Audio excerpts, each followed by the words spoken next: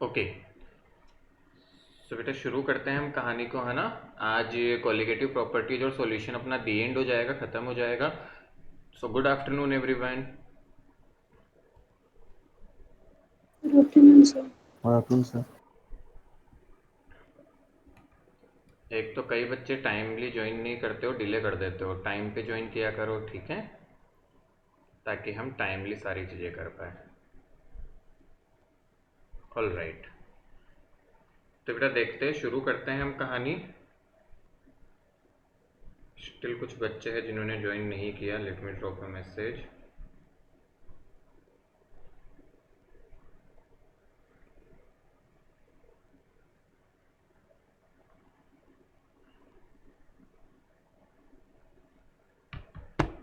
Okay,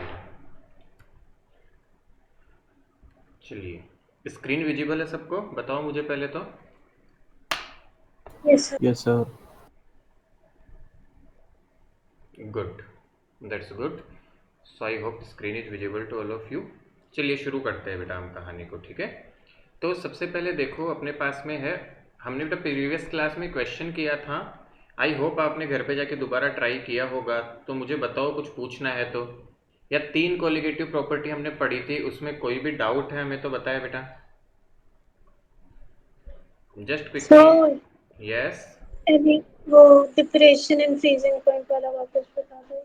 depression in freezing point वाला वापस discuss करें, ठीक है। उसके अलावा कुछ डिस्कस करना है? सर बुक में ना नो सर। काफी अलग अलग फॉर्मूला दे रखे हैं जिससे क्वेश्चन हो रखे हैं एग्जाम्पल। उस बुक के फॉर्मूले को मत देखो बेटा। बुक के फॉर्मूले क्यों देख रहे हैं हम? आप बुक के क्वेश्चंस को डायरेक्ट करो ना, जैसे सर सिखाया क्योंकि है। वो उसके हिसाब से ही सॉल्व हो रहा है, उसमें जितने भी वैल्यूज दे रखी है वो उसके हिसाब से। कौन सा क्वेश्चन है जैसे बुक का? जैसे कि मैं एक बुक। तो ये आपने बताया था ना P not minus P divide by P not. हाँ, इसके इसको बुक में एक और फॉर्मूला दे रखा है। इसमें दे रखा है weight of second solute into molality of first नहीं तो solute divided वो by solute हमें, of मैं second। यही पूछ रहा हूँ बेटा, वो हमें यूज ही क्यों करना है ये बताओ मुझे। सर क्योंकि वैल्यूज इसी हिसाब से दे रखी है नहीं, एग्जांपल्स कैसे में। दे रखे? कौन सा हाँ क्वेश्चन सर है? आप खोल लो मैंने जितने भी किए सारे उसी हिसाब से हुए। हाँ, एक सेकंड रुक जाओ, अपन ओपन एग्जाम्पल्स कर बुक लेते के हैं। सारे। हाँ, कौन सा क्वेश्चन है बताओ मुझे जरा। कौन सा एग्जाम्पल है? सर सारे ही हैं कॉलिगेटिव प्रॉपर्टी के सेक्शन में जितने भी हैं। नहीं, कहाँ से? कोई भी एक बता दो मुझे कि ये सर ये वाला करो आप।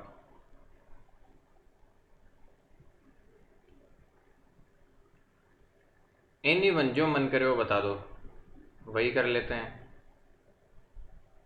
सर आप कैसे बोलते हो, सारा कॉन्फिडेंस चला जाता है। अरे तो बताओ तो सही बेटा, कोई भी एक तो बताओ टू कम से कम। पॉइंट एट 2.8 देख लो। हाँ, तो ये इंटेक्स्ट क्वेश्चन है example? Example.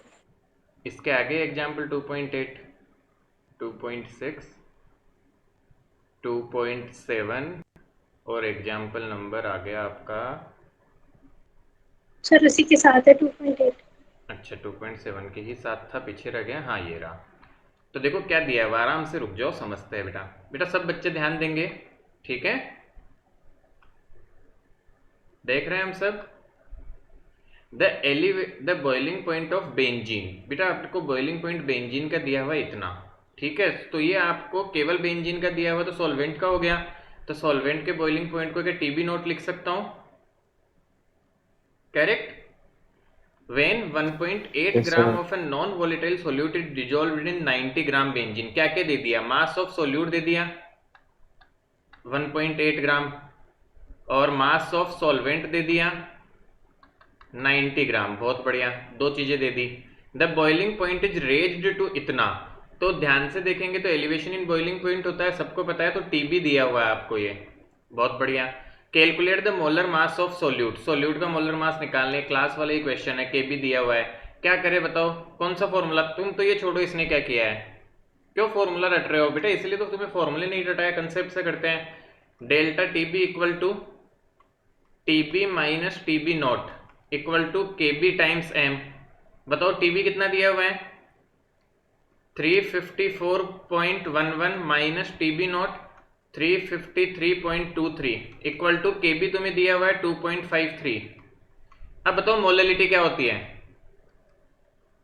What is molality? Mass of solute Mass divided of mass by of mass of solute solute solvent. divided by बिल्कुल, mass upon of solvent. Moles of moles of solute upon solute upon mass of mass of solvent in KG, solvent.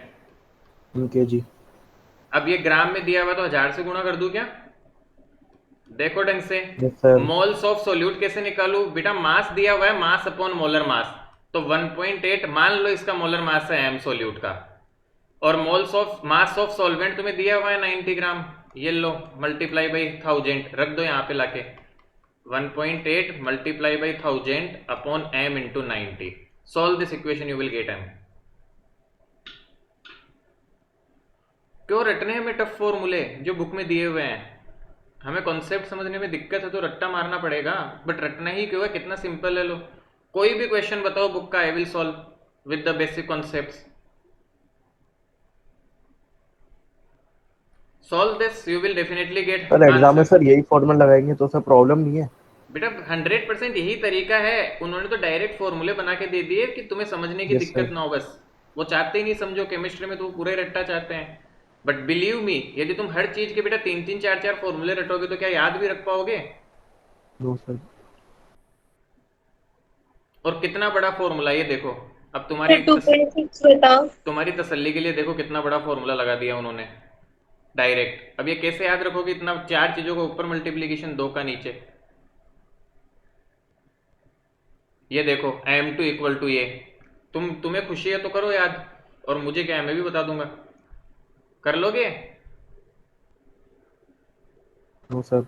ये तो एक formula है बेटा, ऐसे 5-7 फॉर्मूले बन जाएंगे चारों कोलिगेटिव प्रॉपर्टीज में, and it's very difficult to remember all the फॉर्मूले।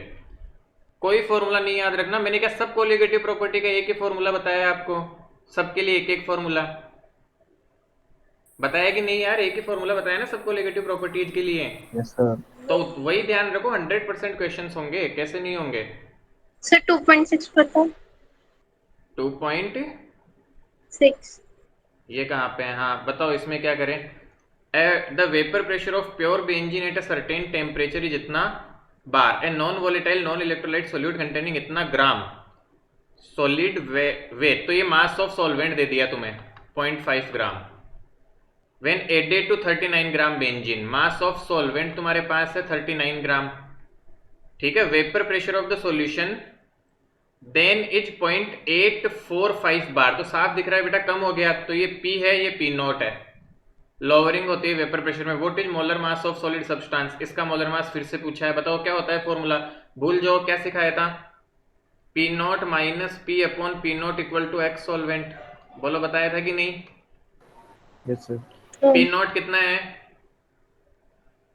0.85 0.850 850 minus 0.8545 upon 0.850 equal to X solvent. X solvent आपको बताया था बेटा, जनरली वो एन सोल्यूट को नेग्लेक्ट कर देते हैं, तो ये होता है N solute upon N solvent.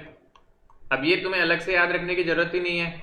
N solute को क्या लिखूंगा? मास ऑफ सोल्यूट जो दिया हुआ है तुम्हें 0.5 upon molar mass of solute जो दिया हुआ है तुम्हें निकालना है, और डिनोमिनेटर में आएगा मोल्स ऑफ सॉल्वेंट। तो सॉल्वेंट का मास 39 ग्राम है, मोलर मास 38 है, तो 39 डिवाइड करूंगा 78 से, उसको ऊपर भेज दो।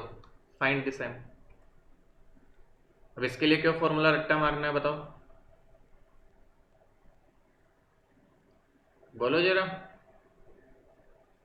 अरे यही सिखाया है ना तुम्हें? सर इन्होंने भी तो सेम यस फॉर्मूला सर। हाँ लगाया. इन्होंने तो यहाँ पे सेम ही लगाया, बट बेटा ये पूछ रहे बेटा कि कैसे हुआ सर, तो बता रहा हूँ कि यही तो क्लास में सीखा था हमने, हाँ या नहीं? Yes sir. Yes, sir. बेटा सारे क्वेश्चन होंगे, एक भी क्वेश्चन नहीं अटकेगा, मैं बोल रहा हूँ आपको।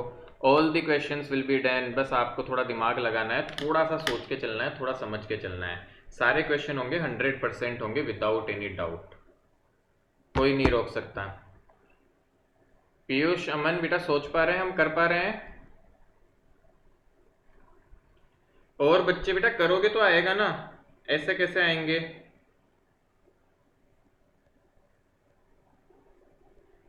Are you getting it? Yes sir. कोई भी दिक्कत हो तो बताओ बेटा।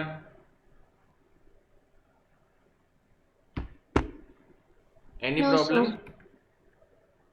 श्योर? बढ़े आगे? सर वो depression Yes, and sir. Fusion हाँ वो पॉइंट डिस्कस कर रहे हैं।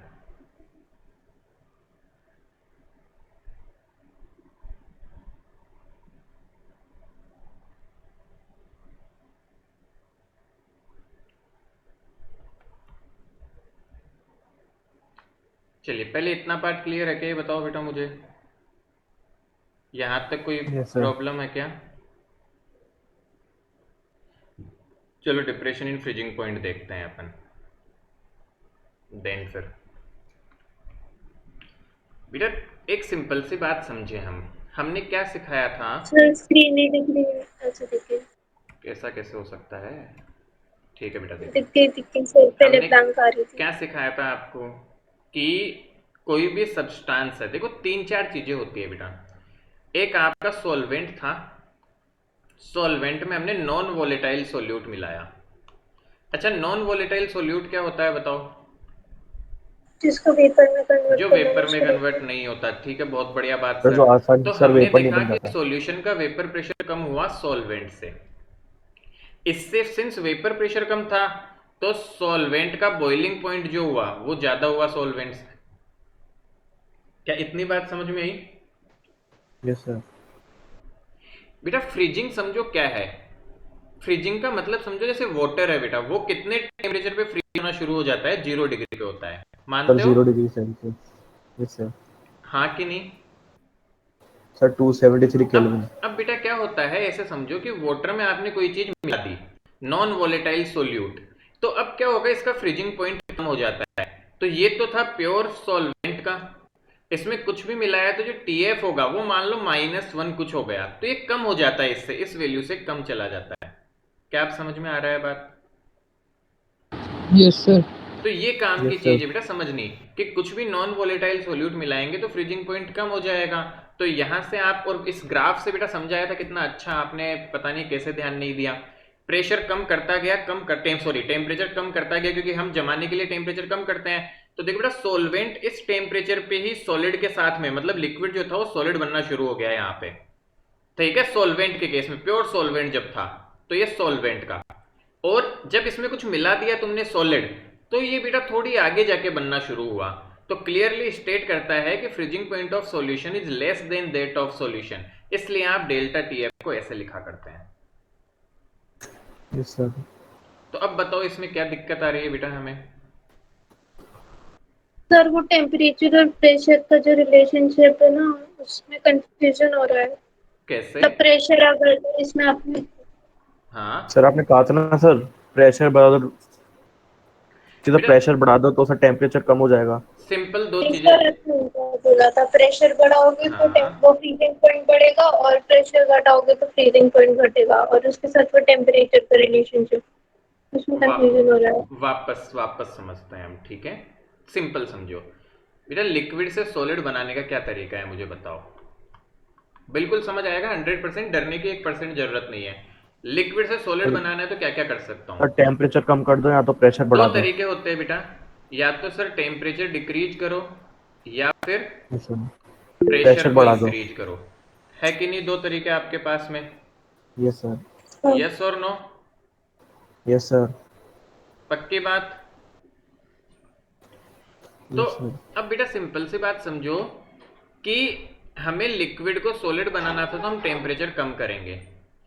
टेम्परेचर कम की बात को ध्यान से समझना बेटा, कि टेम्परेचर कम करते गए तो आपका एक लेवल, तो ये तो टेम्परेचर से समझ में आ गया। प्रेशर की बात करते हैं, ध्यान से देखना आप बेटा। प्रेशर ये एक्सटर्नल प्रेशर है जो तुम्हें अप्लाई करना है, दिस इज एक्सटर्नल, जो तुम अप्लाई करोगे। अब मुझे एक बात बताओ कि जो सॉल्यूशन होता है और सॉल्वेंट, इसमें से किसका जो इंटरनल प्रेशर डेवलप होता है, किसके लिए वो कम है? सोचो एक बार के लिए, क्या सॉल्यूशन के लिए कम होता है हाँ सॉल्वेंट के मुकाबले? पक्की sir. बात? तो बेटा ध्यान से समझ, सर, इसका, ये पूरा केस तभी है ना जब नॉन वोलेटाइल सॉल्यूट हाँ मिलाएंगे। हाँ ये सब कुछ उसके लिए है, सब कुछ उसके लिए है। क्या बात समझ रहे हैं हम? अब ध्यान से समझना यस सर। कि तुम सिंपल सी बात समझ बेटा, एक कॉमन सी बात समझ कि ये जो सब्सटेंस है इसका क्या बॉइलिंग ज्यादा होता है? कॉमन सी बात समझ। हाँ यस सर। क्यों? क्योंकि इसको बॉईल करने के लिए ज्यादा टेम्परेचर लगाना पड़ेगा। क्या समझ पा रहे हैं? सर क्योंकि इसका वेपर प्रेशर कम है। हाँ कि नहीं? हाँ इसका वेपर प्रेशर कम है तो बॉईल करने के लिए हमें टेम्परेचर ज्यादा देर तक देना पड़ेगा। अब उल्टा केस सिनारियो समझ, इसको एक सिंपल सी बात समझना अभी के लिए, तो नॉर्मल सी बात बताता हूं बेटा। आपके लिक्विड को वेपर बनाने में ज्यादा जोर आ रहा है, तो क्या रिवर्स प्रोसेस में भी वही सी टास्क होगी हमारे पास में? एक्चुअल में क्या होगा, जो सॉल्यूशन है, ध्यान से समझना, सॉल्यूशन का इंटरनल प्रेशर खुद का कम तो इसके प्रेशर को तुम्हें, क्योंकि प्रेशर तो बढ़ाना है कि नहीं? बता, बात समझ हाँ रही है? प्रेशर तुम बाहर से अप्लाई करना चाह रहे हो, इंटरनल प्रेशर कम है, तो प्रेशर आपको एक तरह से ऐसे समझ के क्या करना पड़ेगा, थोड़ा सा ज्यादा सप्लाई करना पड़ेगा। तो प्रेशर ज्यादा सप्लाई करना पड़ेगा मतलब टेम्परेचर को ज्यादा गिराना पड़ेगा। और नहीं भी यदि हमें बेटा ये बात क्लियर हो रही है, वैसे तो ऐसा कुछ है नहीं, बट यदि नहीं हो रही है तो मुझे एक बार के लिए बताओ कि हम क्या नहीं सोच पा रहे, तो मैं उसके टर्म्स में समझाने की कोशिश करूं, क्योंकि ये तो सोचना ही पड़ेगा ना हमें। Yes sir. अगेन नहीं समझ पा रहे, दूसरी टर्म्स में समझो बेटा। किसी का टेम्परेचर कम करके मैं सॉलिड बना दिया, क्या सॉलिड से लिक्विड बनाना है? हाँ सपोज करो, और लिक्विड से मान लो वेपर बनाना है, तो नॉर्मल सी बात समझो, जिसमें बेटा सॉलिड सब्सटेंस है ऑलरेडी, क्या उसको ज्यादा लिक्विड बनाने के लिए ज्यादा टेम्परेचर देना पड़ेगा? हाँ अगेन वही बात हो गई, तो टेम्परेचर को ज्यादा बढ़ाना पड़ेगा, तो टेम्परेचर को कम भी ज्यादा करना पड़ रहा है। किसी भी वे में समझ लो, सपोज करो कि सॉलिड सब्सटेंस है, एक प्योर सॉलिड सब्सटेंस इन्वॉल्व था, अब लिक्विड बर्फ जम चुका, बट उस बर्फ के अंदर बीच बीच में सॉलिड सब्सटेंस भी है, तो अब इसको वापस लिक्विड बनाने के लिए तुम्हें जानना है, तो ये डिस्टर्ब कर रहा है यहाँ, तो तुम्हें टेम्परेचर को भी ज्यादा बढ़ाना पड़ेगा, तो इसको लिक्विड बनाना है तो भी टेम्परेचर को ज्यादा कम करना पड़ेगा। That's the situation. क्यों? क्योंकि बेटा पूरे पार्टिकल्स इसके नहीं है, आपके कुछ पार्टिकल्स इसके भी है जो आपके इसको जुड़ने में जोर देगा, जो इसको दिक्कत देगा जुड़ने में। ऐसा समझ लो, यदि हम मॉलिक्यूलर बॉन्डिंग से भी जाना चाहे तो भी समझ सकते हैं। आपके यदि केवल इसके पार्टिकल होते तो वो जल्दी थोड़ा जुड़ जाते, ये क्या कर रहा है, इनको आपस में मिलने से भी परेशानी कर रहा है, बीच बीच में आ जा रहा है, तो वो पैकिंग वगैरह उतना इफिशियंट नहीं होगी, इसलिए ज्यादा टेम्परेचर डिक्रीज करवाना पड़ेगा। टेम्परेचर ज्यादा इसलिए दे रहे हैं ना क्योंकि प्रेशर कम है। हाँ, टेम्परेचर ज्यादा इसलिए डिक्रीज करना पड़ेगा हमें, बिल्कुल। ठीक है सर। एक बार वापस सोचना बेटा, एक बार खुद से सोचने की कोशिश करो तो समझ में आएगा, या यहां से देख लो, कॉमन सी बात समझो, यहां से इस ग्राफ से भी तुम्हें समझ आ जाएगा कि ये वेपर प्रेशर है बेटा, एक सेम लेवल मान लूं मैं, ये देखो यहां पे, तो किसका वेपर प्रेशर ज्यादा है, खुद से बताओ। Sir solvent. सॉल्वेंट का। क्या साफ दिख रहा है ग्राफ से? Yes sir. तो देख बेटा, तू ध्यान से समझ, तुमने टेम्परेचर कम करना शुरू किया, तो सॉल्वेंट का वेपर प्रेशर जो था ना, वो इसी लेवल पे आपके लिक्विड के साथ में आ गया, मतलब जो लिक्विड स्टेट थी वो उसके बराबर आ जाता है। सॉल्यूशन को जब करना शुरू करते हो तो सॉल्यूशन का जो वेपर प्रेशर आएगा वो इस लेवल पे आ रहा है आपके सॉलिड फेज के साथ। What is freezing point? Freezing point is something with temperature पे दोनों स्टेट साथ में रहती है, तो यहां पे आके वो काम हो पा रहा है इसके लिए। तो चाहे तो हम ग्राफ से वैसे समझ ले इसको, और डिफरेंस वाइज देखोगे तो बेटा ध्यान से देखेगा तो यहाँ डिफरेंस बहुत बड़ा बन रहा है और यहाँ डिफरेंस बहुत छोटा बन रहा है, तो इस तरह से समझे। जैसे भी समझना चाहिए, कुल मिला के बात यह है कि हमें ऐसे ध्यान रखना है कि जो सॉल्यूशन होगा उसका टेम्परेचर आपका कम करना पड़ेगा। It's just the reverse process. Simple सोचो, उल्टा समझ में आ जाएगा तुम्हें अभी बताऊंगा। तो सोचो बर्फ था बेटा केवल, अब बर्फ को आपको नॉर्मल पिघलाना है, तो चलो आपको टेम्परेचर कुछ देना पड़ रहा है, इसको अब बर्फ के साथ में आपने कोई चीज सॉल्यूशन के साथ में मिला दी तो वो जल्दी टेम्परेचर पे पिघल जाएगा, मतलब उसको इस टेम्परेचर पे भी वो पिघल जाएगा, ऐसा है बात, क्योंकि इससे थोड़े से भी लिक्विड एग्जिस्ट कर रहा है उसके लिए। तो थोड़ा सा मिक्सचर है, थोड़ा सा क्लियरिटी हुई क्या? बढ़ूं Yes, मैं sir. आगे? सर आपने जो वो कल पानी और नमक वाला एग्जांपल दिया था हाँ। उसमें तो इसका टेम्परेचर ज्यादा देना पड़ रहा था ना उधर। नहीं, देखो यहाँ पे NaCl और CaCl2 is sprinkled on rods to melt ice because ice salt mixture has very low freezing point। बेटा वापस समझो, केवल आइस जैसे होती है उसका फ्रीजिंग पॉइंट क्या था, 0 डिग्री। आइस में सॉल्ट तुमने मिला दिया तो इसका फ्रीजिंग पॉइंट हो गया मान लो -1 डिग्री, मान लो। सर कम हो गया ना इसका तो। हाँ, क्योंकि सॉल्यूशन का कम होता है ना बेटा फ्रीजिंग पॉइंट। यस अब सर, कम सिंपल हो सी गया। बात समझो कि क्या 0 डिग्री पे ये मिक्सचर जम पाएगा क्या? नहीं, नहीं नो सर। जमेगा। ये फायदा हो जाता है, मान लो कहीं पे 0 डिग्री टेम्परेचर था तो इस मिक्सचर को करने से वो 0 डिग्री पे तो नहीं जमेगा, 0 डिग्री पे पिघला हुआ रहेगा, 0 डिग्री पे लिक्विड स्टेट में आ जाएगा, तो पिघलने लग जाती है आइस आपकी 0 डिग्री पे, यदि आप सोल्ट मिला देते हो तो। Yes sir. समझ रहे हो? पार्टिकल लेवल पे जब मॉलिक्यूलर लेवल पे बात करते हो तो बेटा समझो आइस के पार्टिकल जितना पास अपने इंटरेक्शन जितने अच्छे हेल्ड होंगे इनके, उतनी ज्यादा बॉन्डिंग अच्छी होगी और इनको तोड़ना मुश्किल है। जब इसने सॉलिड को मिला दिया तो उतनी पकड़ नहीं कर पाएंगे आइस के पार्टिकल्स आपस में, तो उनको और कम टेम्परेचर पे पकड़वाना पड़ेगा आपको, तो इसलिए वो 0 पे नहीं जमता। थोड़ा गया दिमाग में? Yes sir. चलो यस सर। आगे बढ़ाए कहानी। Yes sir. ठीक है, चलिए। तो बेटा क्वेश्चन किया था, ये क्वेश्चन करवाया था बेटा क्लास में आपको, ये कैसे निकालते हैं, सेम क्वेश्चन मोलर मास निकालने का, ये भी मोलर मास निकालने पे करवाया, बट पता नहीं हमें बुक के फॉर्मूलों से ज़्यादा लगाव क्यों है। इन एनी वे स्टार्ट करते हैं अपन दूसरा पार्ट, ठीक है। सो आई होप यहाँ तक बात क्लियर है। कोई भी परेशानी कोई दिक्कत हो तो बताओ, नहीं तो फिर कहानी को आगे बढ़ाया जाए। सर एक बात और बता दो। हाँ पूछो। अगर प्रोसेस एंडोथर्मिक है तो अगर हम टेम्परेचर देंगे तो उसकी सॉल्युबिलिटी इंक्रीज होती है ना? हाँ बेटा, उसके लिए भी स्टेटमेंट लिखवाया था ना आपको। हाँ, हाँ, वो वही फॉलो करना है जो हमने बताया था, ठीक है। ठीक है। चलो कहाँ पे था मैं, हाँ। सो बेटा ओस्मोसिस, आइए ओस्मोसिस को समझते हैं। आप सबने सुना होगा वैसे तो, और वापस से ध्यान से देखना। पहले बात एक डायग्राम बनाऊंगा, बट पहले समझो बेटा। Net spontaneous flow of solvent molecule from solvent side to solution और from less concentration solution to more concentrated solution is known as SPM is known as osmosis. In simple terms में लिखो तो मैं कहता हूं बेटा, net flow of solvent towards solution, towards solution side, solution side from SPM। तो बेटा semi permeable membrane की हेल्प से जो नेट फ्लो होगा उसी को आप क्या बोलते हैं, ऑस्मोसिस बोलते हैं। कोई परेशानी यहां तक, कोई दिक्कत हो तो बताओ। सर अब एक डायग्राम बना के समझाता हूं है क्या कहानी, तुम्हें बहुत अच्छे समझ में आएगा, ध्यान से देखते चलो, ठीक है।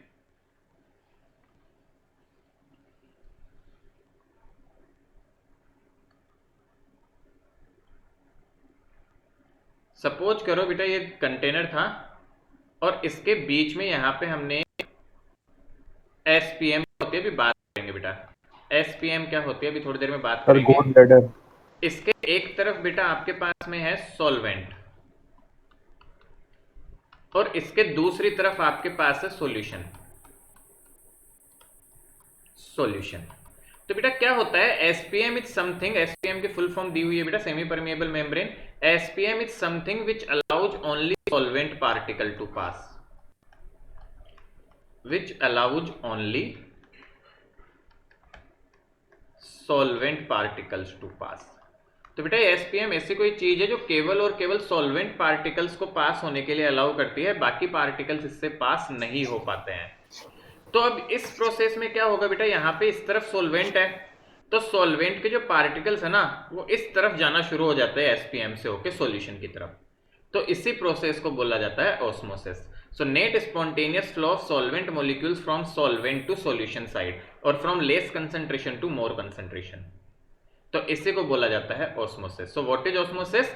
Net flow of solvent particles from solvent side to solution side। क्या इतनी बात समझ आई हमें? हाँ ना? सर एक क्वेश्चन पूछना है सर। हाँ बेटा बताओ। Just सर एक basic साइड जैसे definition सर है। रखा, sir right side sir isotonic solution रख दे सर एक साइड, ठीक है। सर बीच में लगा दी सर ये सर एसपीएम। हाँ, अभी बेटा बताएंगे, मैं खुद बात करूंगा आइसोटोनिक वगैरह पे, तब बात करेंगे, है ना। Just okay wait, sir. हम सारा बताएंगे, आइसोटोनिक भी बात करेंगे, हाइपोटोनिक हाइपरटोनिक सब बात करेंगे, ठीक है। हाँ, तो बेटू व्हाट इज ऑस्मोसिस पहले तो ये समझो। बेटा एक टर्म आती है कोलिगेटिव प्रॉपर्टी, ऑस्मोसिस नहीं होता। Colligative property is osmotic pressure.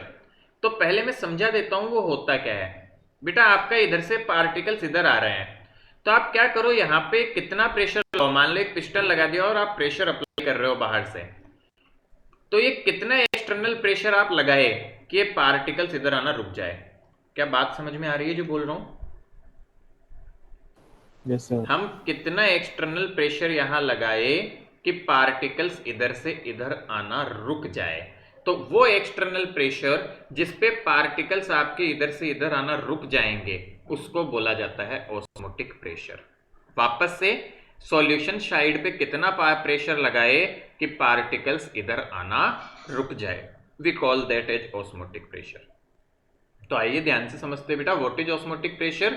So osmotic pressure may be defined as the excess pressure that must be applied to the solution side to just prevent the passage of pure solvent it when the two are separated by semi permeable membrane। तो बेटा ये तो बड़ी सी definition, एक छोटी सी definition थोड़ी बता देता हूं मैं। तो कैसे बता सकते हैं बेटा ऑस्मोटिक प्रेशर को? इट इज प्रेशर, तो आप ये डेफिनेशन यूज कर सकते हैं बेटू, pressure applied over solution side to just prevent osmosis, it's called osmotic pressure.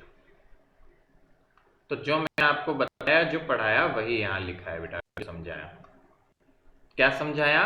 कि कितना प्रेशर हम अप्लाई करें सॉल्यूशन साइड पे ताकि ऑस्मोसिस रुक जाए, उसी को बोला जाता है ऑस्मोटिक प्रेशर। तो प्रेशर कितना लगाए ताकि ऑस्मोसिस रुक जाए, that is known as osmotic pressure. क्या ये बात समझ में आ रही है सबको? Yes sir. पक्का? सोच लो। Yes sir. चलिए, तो बेटा देखो, osmotic pressure is a colligative property. तो कोलिगेटिव प्रॉपर्टी को कैसे बताएंगे? देखो, it depends on the number of particles of solute present in the solution and not on their nature. Obvious सी बात है, उसी को कोलिगेटिव प्रॉपर्टी बोलते हैं।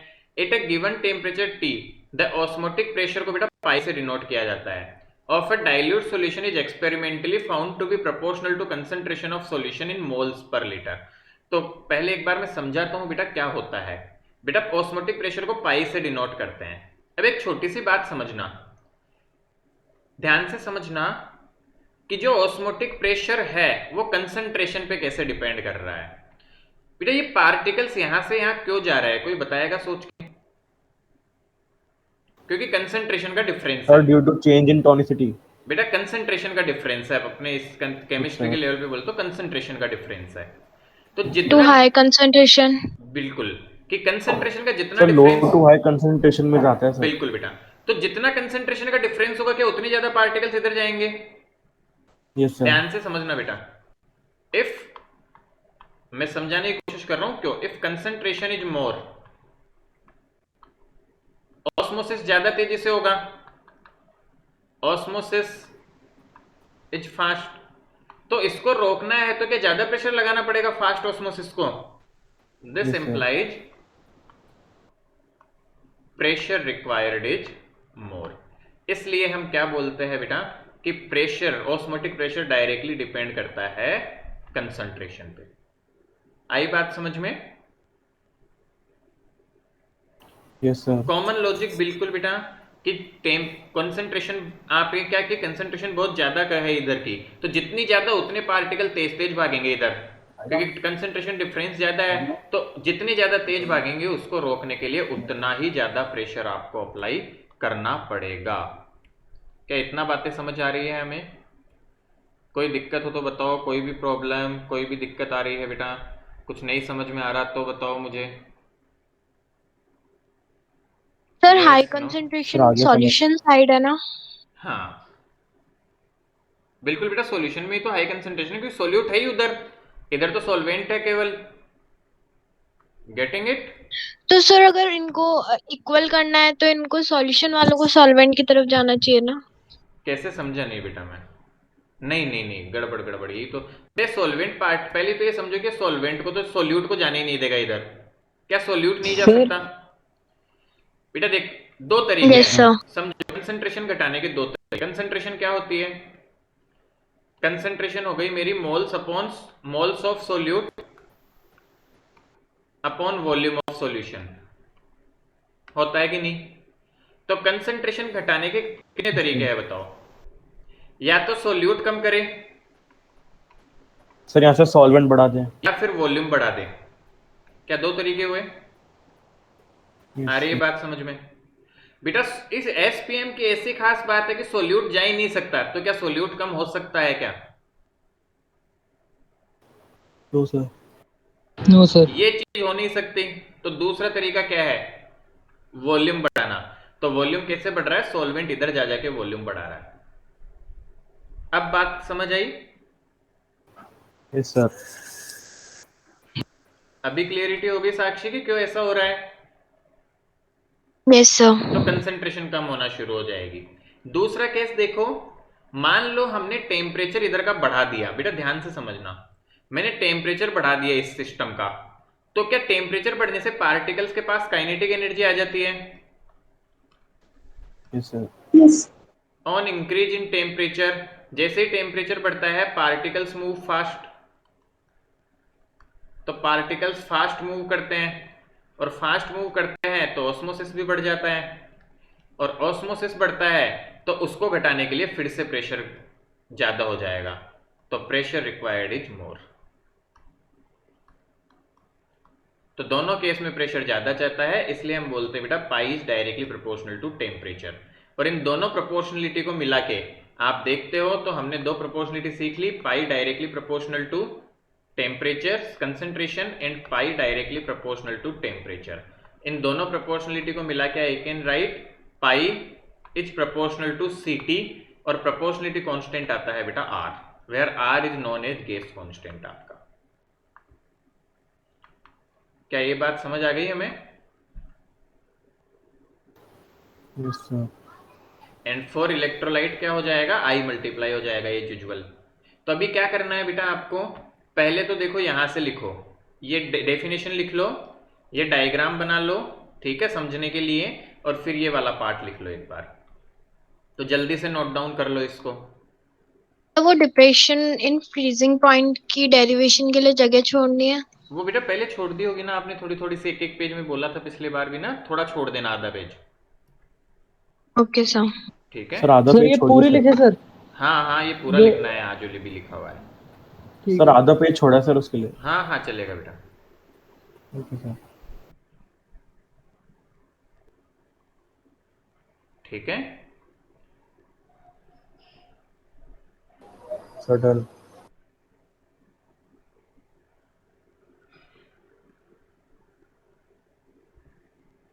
चलो अब देखो बेटा, फालतू कोई चीज मत लिखना, सिंपली डेफिनेशन लिखो, ऑस्मोटिक प्रेशर हेडिंग लगाओ, ये लिखो जो मैंने लिखी है, और सीधा फिर यहां से लिखो। ये मत लिखना बीच में जो भी रामायण लिखी हुई है ना, सीधा यहां से लिख लो काम की चीज। सर क्या क्या लिखना है? सर जो डेफिनेशन सर आपने कही सर वही लिखनी है ना? हाँ वो लिख लो बेटा, जो मैंने लिखा है वो डेफिनेशन लिख लो, और जो यहाँ पे नीचे लिखा हुआ है बेटा पाई इक्वल टू सी, और ये वाला मतलब ये वाला पोर्शन लिख लेना, उसके बाद ये छोड़ दो और ये भी छोड़ दो, ठीक है? नोट्स अपलोड हो ही जाएंगे तो आपके पास में ऑप्शन रहेगा ही, कोई टेंशन नहीं है देखने के लिए।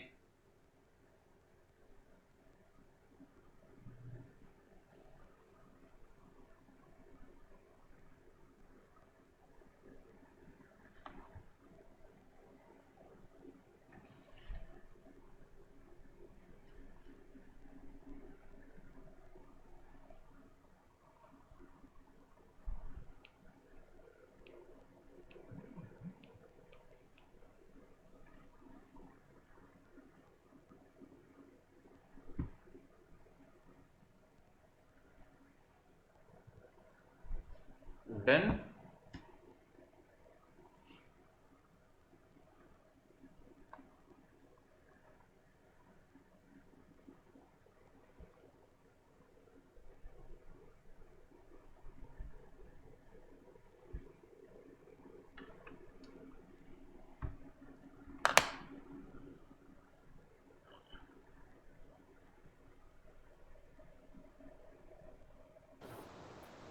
सर आर की वैल्यू क्या होती है? आर बेटा गैस कांस्टेंट होता है, उसकी वैल्यू होती है कुछ? 8.314। ठीक है, PV equal to NRT equation होती है तो लीटर एटीएम यस सर। पर मोल पर केल्विन। ठीक है, सर ये दिया रखेगा क्वेश्चन में? क्या? सर ये दिया रहेगा सर हाँ, क्वेश्चन में? वैल्यू दी रहेगी, अपने को टेंशन नहीं लेनी। Okay sir. ओके,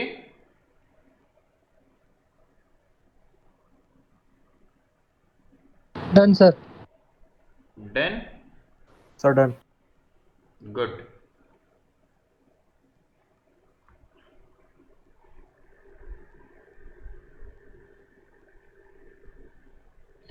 तो ये वैल्यू होती है, इसको जूल करना ना, जूल पर मोल पर केल्विन, एंड इसकी वैल्यू होती है 0.082, 2 यूनिट्स में होती है लीटर एटीएम पर मोल पर केल्विन।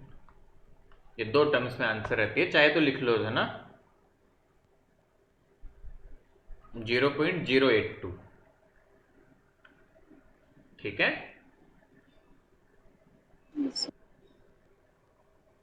सर लिख ली।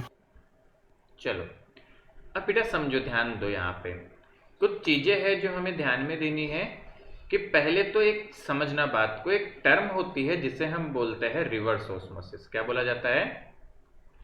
इसे आगे दिए कि नहीं लिए मैंने? हाँ, तो रिवर्स ऑस्मोसिस क्या होता है, ये कौन बताएगा? सर जहाँ पे सॉल्यूशन सॉल्वेंट की तरफ जाते हैं। तो नहीं बेटा, हम क्या बोलते हैं, if external pressure is greater than osmotic pressure. तो अब सोचो बेटा, समझो कि यदि एक्सटर्नल प्रेशर ऑस्मोटिक प्रेशर क्या होता है कि इधर से सॉल्वेंट आना रुक जाए, बट यदि एक्सटर्नल प्रेशर में इसको बढ़ा दूंगा ऑस्मोटिक प्रेशर से, तो क्या सॉल्वेंट उल्टा जाने लग जाएगा? Yes sir. क्योंकि जाएगा तो सॉल्वेंट अल्टीमेटली, तो एक लिमिट से ज्यादा बढ़ाऊंगा तो सॉल्वेंट उल्टा जाने लग जाएगा, मतलब उल्टा काम हम जबरदस्ती करवा रहे हैं। सो क्या होता है, when P external is more than osmotic pressure, solvent from solution side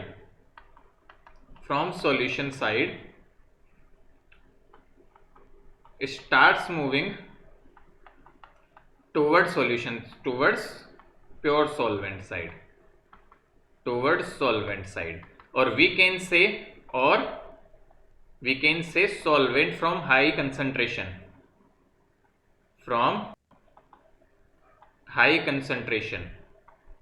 move towards lower concentration। Sir इनको सर एंडोस्मोसिस एक्सोस्मोसिस कहते हैं ना सर? हाँ, तो बेटा यदि हाई से लो की तरफ जा सकता है तो we call this reverse osmosis. क्या बात समझ में आई? तो रिवर्स ऑस्मोसिस कब होगा? जब एक्सटर्नल प्रेशर आपका किससे ज्यादा हो जाए? ऑस्मोटिक प्रेशर से। बेटा बिल्कुल कॉमन है, जब एक्सटर्नल प्रेशर ऑस्मोटिक प्रेशर के बराबर करोगे तो रुक जाएगा फ्लो, उससे भी बढ़ा दोगे इस तरफ तो उल्टे पार्टिकल जाने लग जाएंगे। इस प्रोसेस को बोला जाता है रिवर्स ऑस्मोसिस। और आरओ फिल्टर वगैरह जो होते हैं ना, आरओ फिल्टर तो रिवर्स ऑस्मोसिस पे बेस्ड होते हैं। तो उसमें क्या होता है, पानी में जो सोल्यूट है उसको हटा दिया जाता है, इंप्योरिटीज को। ठीक है, क्या बात समझ में? टाइप से पहले बेटा ये लिखना है हमें, है ना, टाइप से पहले रिवर्स ऑस्मोसिस लिख लेना। डन? यस और नो? सर एक बार लिख ले। हाँ लिख लो इसको, और फिर बिटू टाइप्स फिर उसके बाद में लिखना आप। इसमें एक छोटा सा डायग्राम बनाता है। डायग्राम क्या है अभी थोड़ी देर में समझाएंगे आपको।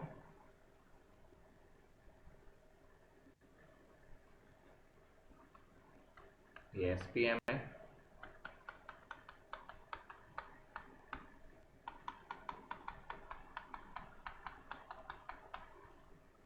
ये आपका हो गया सॉल्यूशन 1, ये आपका हो गया सॉल्यूशन 2। ठीक है, और सॉल्यूशन 1 के कंसंट्रेशन C1, सॉल्यूशन 2 की C2, इसका ऑस्मोटिक प्रेशर पाई 1, इसका ऑस्मोटिक प्रेशर पाई 2।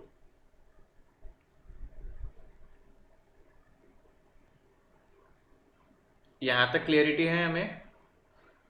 लिख लिया बेटू सबने? Yes sir. बढ़ाए कहानी आगे?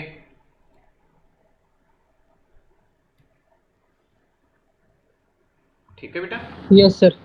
चलो देखो, तो बेटा टाइप्स में पहला टाइप होता है आइसोटोनिक। सपोज करो कि दो सॉल्यूशंस रखे हुए हैं तुमने, एक तरफ सॉल्यूशन 1 है, एक तरफ सॉल्यूशन 2, बीच में एसपीएम है, इसका concentration C1 C2, osmotic pressure pi 1 पाई 2। तो इफ हम ऐसे बोलते हैं बेटा कि यदि पाई 1 इक्वल टू पाई 2 है, मीन्स यदि दोनों तरफ का कंसंट्रेशन सेम है, तो सॉल्यूशन को हम बोलते हैं आइसोटोनिक। तो इस तरह के सिस्टम को बेटा आइसोटोनिक बोला जाता है। और इस केस में यदि दोनों सेम है तो बताओ कि किधर भी पार्टिकल्स जाएंगे क्या? सर कहीं नहीं जाएंगे सर। कहीं नहीं जाएंगे, तो हम बोलते हैं no net flow of particles. No net flow of particles. तो पार्टिकल्स का नेट फ्लो ही नहीं होता है। दूसरा देखो बेटू हाइपरटोनिक। हाइपरटोनिक कब बोलेंगे? वो किसी को भी बोला जा सकता है। तो हम बोलते हैं यदि इफ पाई 1 मान लो मोर देन है पाई 2, मान लो सॉल्यूशन 1 का ऑस्मोटिक प्रेशर ज्यादा था, तो इसका मतलब हम बोलते हैं, इसको हम बोलते हैं when this condition is there, so we say solution 1 is hypertonic. Hypertonic with respect to solution 2। तो मतलब होता है सॉल्यूशन 1 जो है वो हाइपरटोनिक है सॉल्यूशन 2 के रेस्पेक्ट में। क्या बात समझ आई? अच्छा, सॉल्वेंट किधर जाएगा बताओ? जिसका प्रेशर ज्यादा है सर उसको 2 से कम 1 करने में। के लिए। तो पार्टिकल्स जो है आपके किधर जाएंगे? सर नेट 2 से फ्लो 1 में। From solution 2 to solution 1। Solution 2 to solution 1। और हाइपोटोनिक क्या हो जाएगा? इसका उल्टा। तो हम बोलते हैं बेटा if pi 1 is less than pi 2, तो हम कहेंगे solution 1 is hypotonic, with respect to solution 2। क्या बात समझ आ रही है? Yes sir. क्या फ्लो का लिख सकते हैं इधर? Flow from 1 to 2।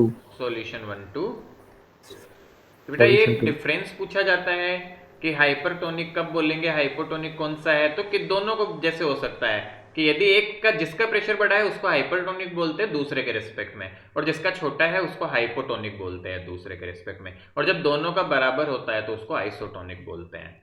तीनों टर्म समझ आई हमें? Yes sir. कब कौन कहा जाएगा ये भी क्लियर है? Yes sir. और बच्चे बताए बेटा, इज इट सर ये लिख क्लियर? लो तब तक। क्या हुआ बेटा? सर ये लिख लो। स्प्राइट। हाँ लिखो बेटा जल्दी से, नोट इट डाउन फास्ट।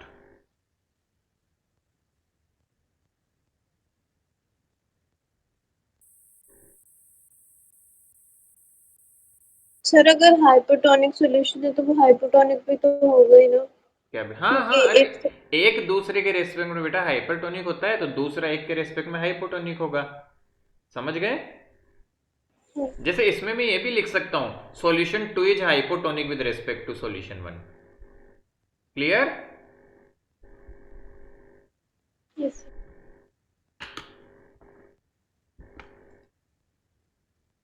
वो तो समझाने के लिए बेटा इस तरह से बताया गया है कि हम समझ पाए कि जो फ्लो हाइट एक आपका जो लोअर साइड है उससे हायर साइड की तरफ जाएगा।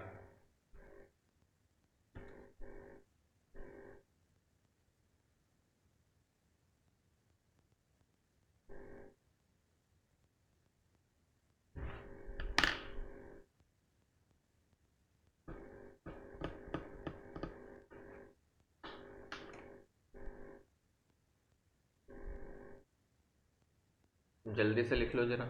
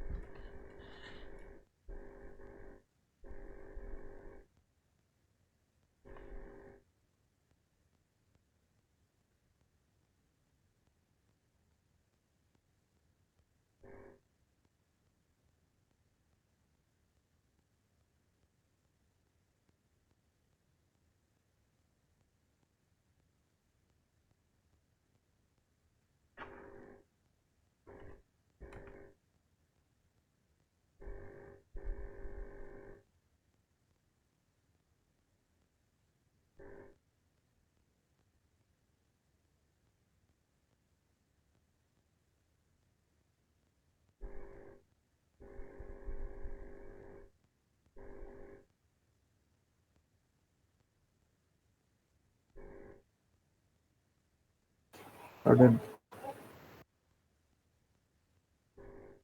डन। Yes, sir.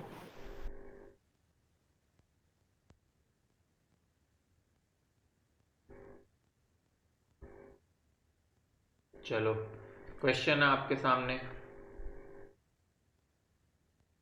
करो। अब वांट ऑफ फैक्टर को मिला क्या है क्वेश्चंस, दिमाग लगाओ। एसोसिएशन वाला क्वेश्चन है, तो क्या m और डबल, तो डबल का मतलब m की वैल्यू हो गई 2, हिंट में दे देता हूं, ठीक है। तो आपको इस क्वेश्चन में i फाइंड करना है और बीटा फाइंड करना है। Try doing this.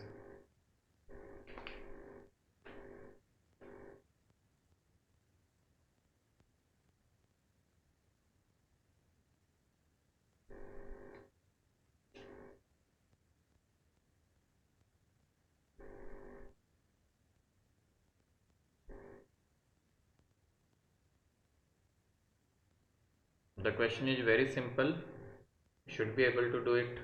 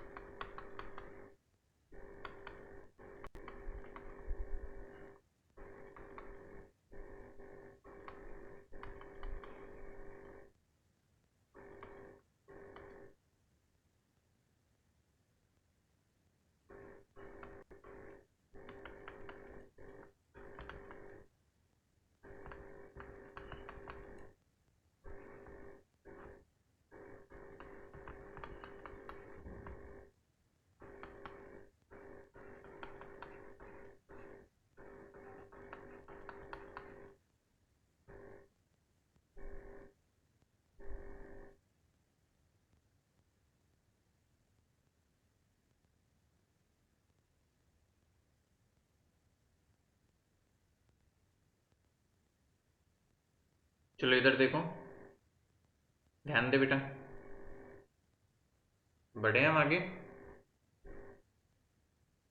Yes sir.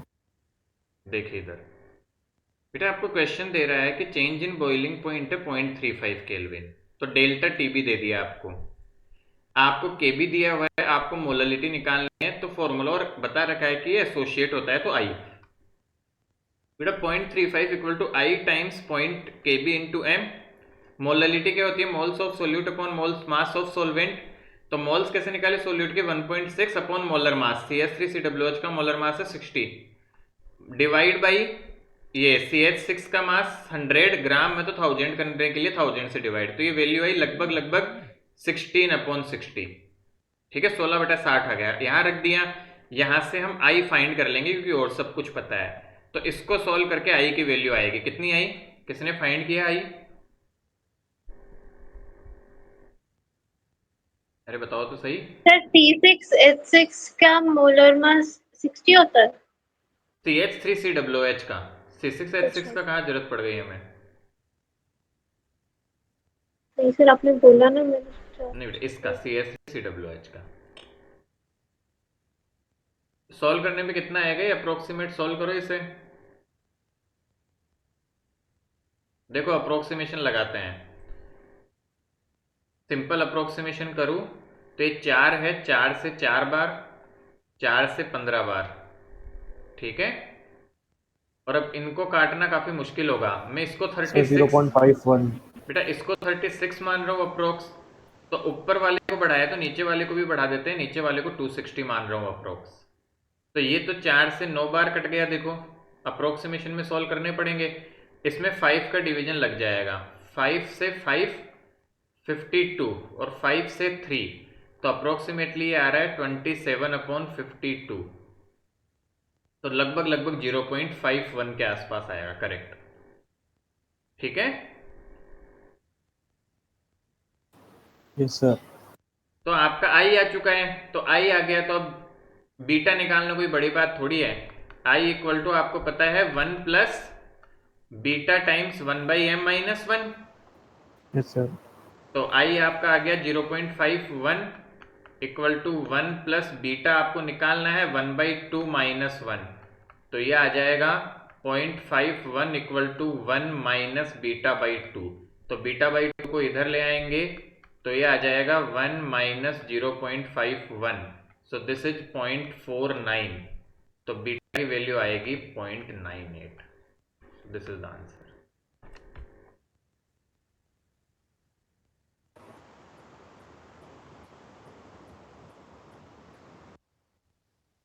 अरे भाई 12th में आ चुके, अब कैलकुलेशन करना आनी चाहिए। Yes sir. कहाँ दिक्कत हुई यदि नहीं कर पाए हम, तो ये बताओ। क्या आई भी नहीं निकल पाया था? और नहीं कर पा रहे, सिंपल सीधी बात है, घर पे बिल्कुल प्रैक्टिस नहीं की है क्वेश्चंस की। Please do the practice. Sir I तो निकाल लिया सर। और बच्चे बेटा क्यों नहीं कर पाए हम?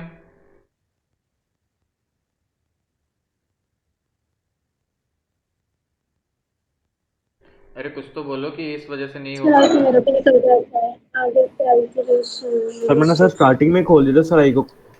नहीं बेटा स्टार्टिंग क्यों रख रहे हो? आपको आई निकाल लिया करो, फिर फाइंड कर लिया करो जो भी बीटा अल्फा ओके पूछे सर। तो। सर मैंने सर स्टार्टिंग में कर दिया था। ठीक है। Yes sir.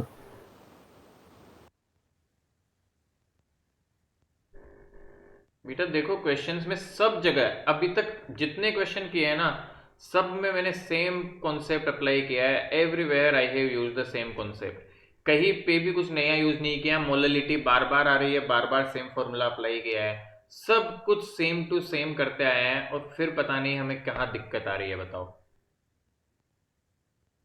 Y are we facing difficulty after that also? सब कुछ सेम कर रहा हूं, एक भी क्वेश्चन ऐसा नहीं है जिसको हमने सेम नहीं किया हो। बताओ किया है क्या एक भी क्वेश्चन ऐसा जो सेम नहीं हो? हाँ सर। चलो तो बेटा ढंग से देखते हैं। तो काम की बात करें तो कुल मिला के जो सारा खेल है वो अपना देखा जाए तो ये 4 प्रॉपर्टीज का है। P not minus P upon P not बराबर आई इंटू एक्सोल्यूट। आई को वैल्यू को ध्यान रखना है बेटा, आई को 1 रख दो यदि वो है तो, या आई आ जाएगा इलेक्ट्रोलाइट है तो। Elevation in boiling point i K b m, depression in freezing point i K f f, और osmotic paper i C R T. और आई क्या होता है 1 प्लस अल्फा एन माइनस 1। अब ये चाहे पूरा रिवाइज कर लो जो भी करना है, ये सब कुछ इन 4 फॉर्मूलों के दम पे सब हो जाएगा। आपको मोलरिटी निकालनी आनी चाहिए, दैट्स इट। पूरे चैप्टर में कोई और फॉर्मूला आपको चाहिए ही नहीं। मोलरिटी, मोल फ्रैक्शन, मोलरिटी जो फर्स्ट लेक्चर था, यदि वो टर्म्स निकालनी आती है, उसकी भी कई बच्चों ने बिल्कुल प्रैक्टिस नहीं की, दैट्स द इश्यू। यदि वो तुम्हें निकालना आता है, implies you can solve each and every question of this chapter, क्योंकि ये तो सब फॉर्मेलिटी है, सब दिया रहता है, कोई एक चीज पूछी जाती है। सारा खेल आता है मोलरिटी कैसे निकालोगे, मोलरिटी कैसे निकालोगे, और ये मोल फ्रैक्शन कैसे निकालोगे, दैट्स इट। यदि ये हमें आता है मतलब हम सब कुछ कर सकते हैं, सब कुछ इस चैप्टर से related. Is it making sense? थोड़ा भी सही Yes, sir. सेंस समझ आ रहा है तुम्हें? Yes sir. बोलो।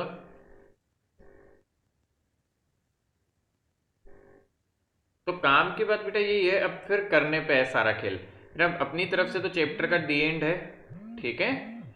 और एक बार बुक को देख लेता हूं मैं, एनसीईआरटी की बात करते हैं। तो बेटा इसमें क्वेश्चंस होंगे खूब सारे करने के लिए, आप ध्यान से देखोगे। सर हाँ वो एजियोट्रॉप्स वाला टॉपिक। हाँ हाँ, वो बच गया था, वेरी गुड, अच्छा याद दिलाया। तो पहले वो कर लेते, एक बार क्वेश्चंस देख लेता हूँ बेटा मैं। तो बेटा बुक के इंटेक्स्ट और एग्जाम्पल्स तो सारे ही खत्म कर लो, ठीक है। Can we do this? Yes, sir. Yes sir. In text और एग्जाम्पल सारे खत्म होने चाहिए आपके, कोई भी मत छोड़ो अब।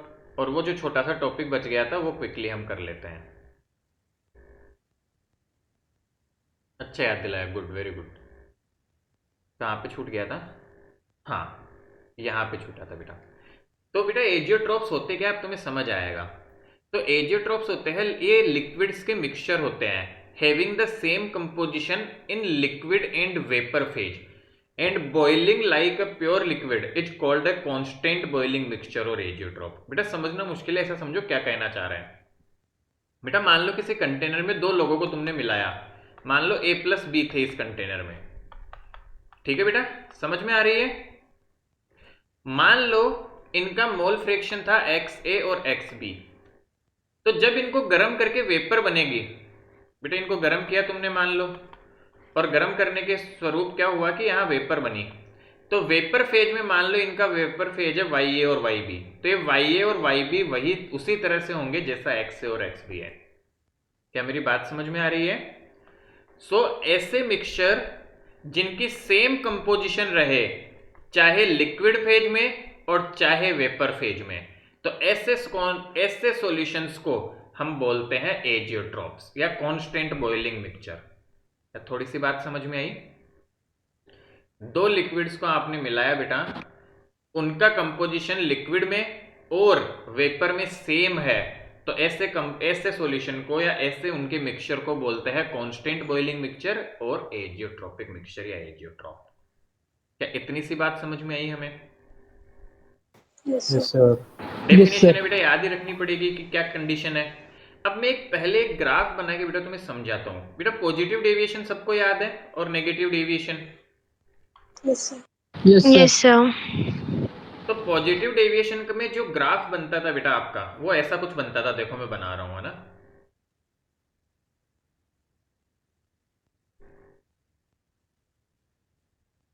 थोड़ी ऊपर जानी चाहिए थी,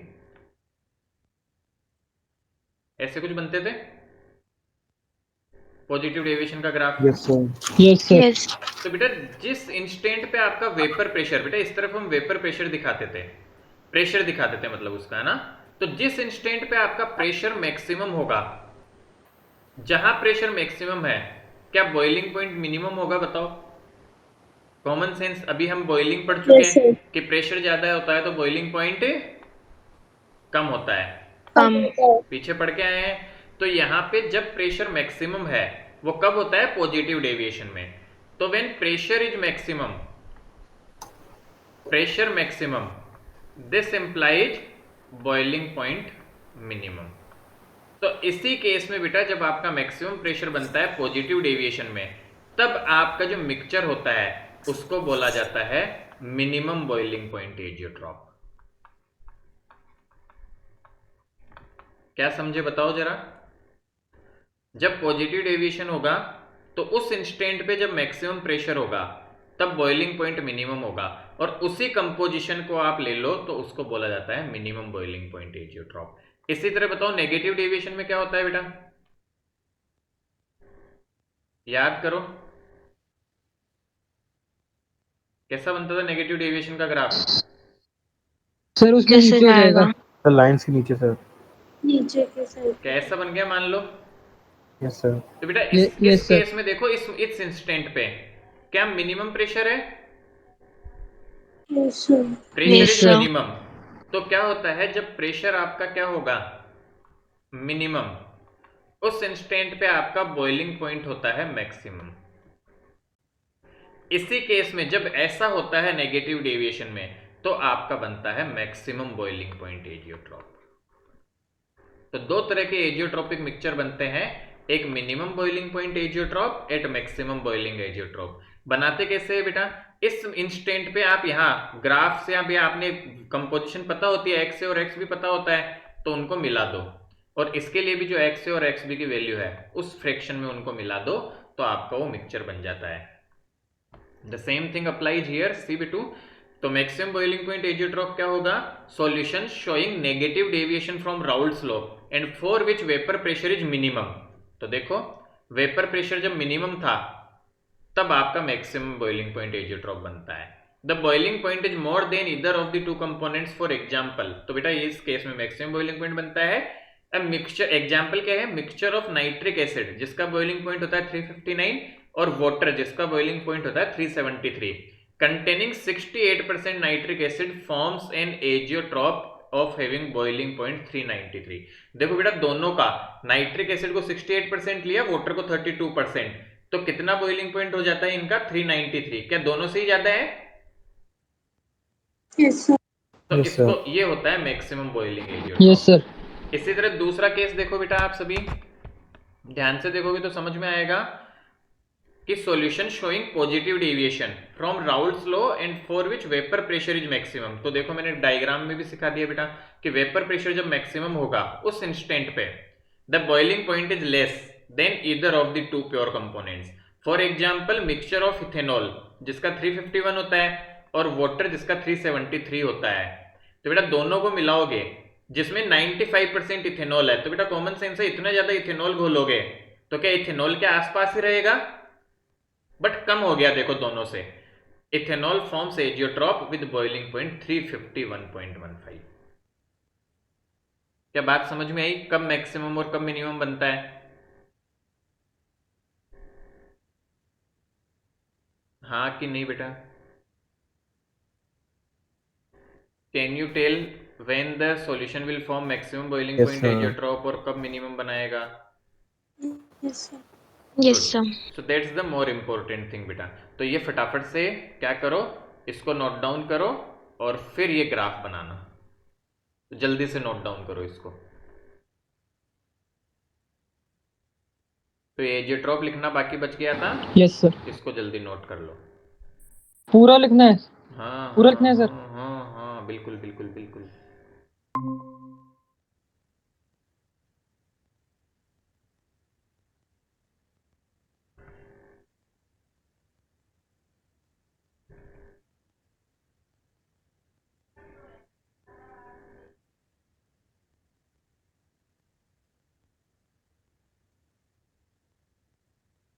ठीक है, नोट डाउन कर लो इसको, देन फिर चैप्टर फिनिश है अपना। आज होमवर्क करना ही है हमें, नोट डाउन कर लो तो बताना मुझे।